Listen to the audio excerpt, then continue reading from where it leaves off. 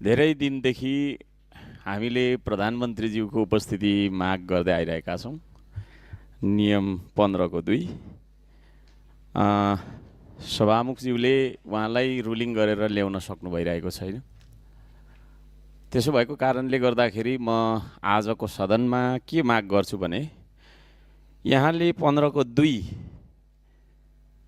अनुसार प्रधानमन्त्रीज्यूलाई सदनमा जवाफदेही बनाएर ल्याउन सक्नुहुन्न भने नियमावलीको 31 को 1 लागू गरेर मलाई यो सदनबाट निष्कासन गरेर यहाँहरूले यो सदनको गरिमा बढाइदिन हुन म अनुरोध गर्दछु।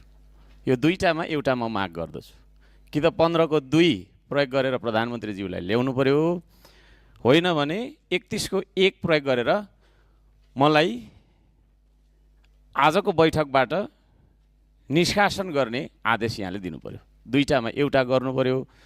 म आज रिसाउनेवालामा पनि छैन, कराउनेवालामा पनि छैन। यहाँको मजबुरी बुझिराखेको छु मैले, यहाँको पनि बाध्यता छ। तर यो सदनको गरिमा यसरी कायम हुन सक्दैन।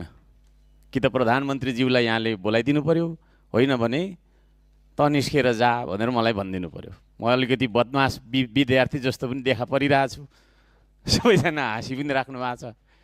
यो दुईटा मध्ये यहाँले कुन चाहिँ नियम आज लागू गर्नुहुन्छ, म यो कुरा राख्न चाहन्छु सभामुख महोदय।